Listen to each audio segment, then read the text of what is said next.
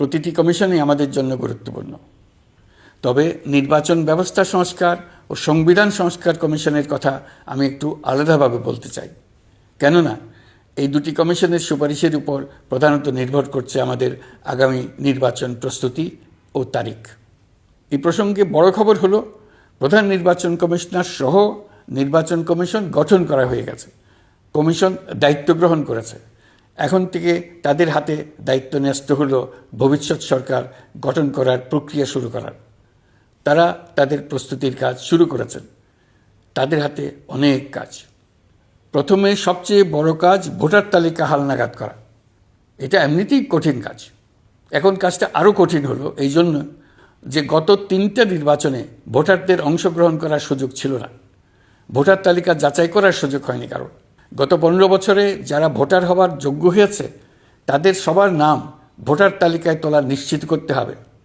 এটা একটা বড় কাজ। ছাত্র জনতার অভ্যুত্থানের পর এখানে গলদ রাখার কোনো সুযোগ নেই। দীর্ঘদিন পর এবার বহু তরুণ তরুণী জীবনে প্রথমবারের মতো ভোট দেবে। অতীতে তাদেরকে সে অধিকার এবং আনন্দ থেকে বঞ্চিত করা হয়েছে। তাই এবারের নির্বাচনে তাদের ভোটদান একটি স্মরণীয় ঘটনা হয়ে থাকবে। এই অভিজ্ঞতাকে মসৃণ করার সমস্ত আয়োজন করতে হবে। আমার একান্ত ইচ্ছা এবারের নির্বাচনে প্রথমবারের তরুণ তরুণী ভোটাররা শতকরা 100 কাছাকাছি সংখ্যায় ভোট দিয়ে একটি ঐতিহ্য সৃষ্টি করুক।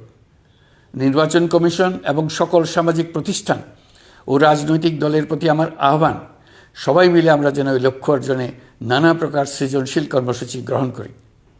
এখন থেকে সবাই মিলে এমন একটা ঐতিহ্য সৃষ্টি করি যেন স্থানীয় নির্বাচন সহ সকল নির্বাচনে সকল কেন্দ্রে প্রথমবারের ভোটাররা 100% কাছাকাছি সংখ্যায় ভোটদান নিশ্চিত করবে।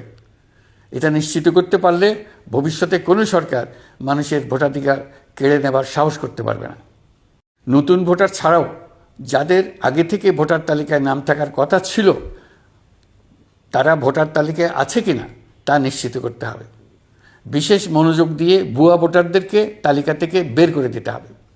এবার আমরা প্রবাসী বাংলাদেশিদেরকে ভোট দেওয়া নিশ্চিত করতে চাই। অতীতে আমরা এই ব্যাপারে অনেকবার আশ্বাসের কথা শুনেছি। এই সরকারের আমলে এটা যেন প্রথমবারের মতো বাস্তবায়িত হয়, এটা আমরা নিশ্চিত করতে চাই।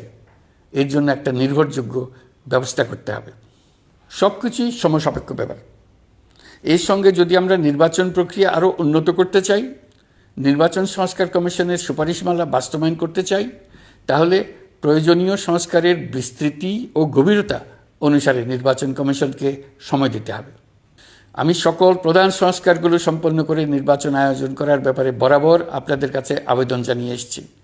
তবে রাজনৈতিক ঐকমত্যের কারণে আমাদেরকে আবার বলছি, যদি অল্প কিছু সংস্কার করে ভোটার তালিকা নির্ভুলভাবে তৈরি করার ভিত্তিতে নির্বাচন সম্পন্ন করতে হয়, তাহলে 2025 সালের শেষের দিকে নির্বাচন অনুষ্ঠান হয়তো সম্ভব হবে। আর যদি এর সঙ্গে নির্বাচন প্রক্রিয়া এবং নির্বাচন সংস্কার কমিশনের সুপারিশের পরিপ্রেক্ষিতে এবং জাতীয় ঐকমত্যের ভিত্তিতে প্রত্যাশিত মাত্রার সংস্কার যোগ করি, তাহলে অন্তত আরও 6 মাস অতিরিক্ত সময় লাগতে পারে।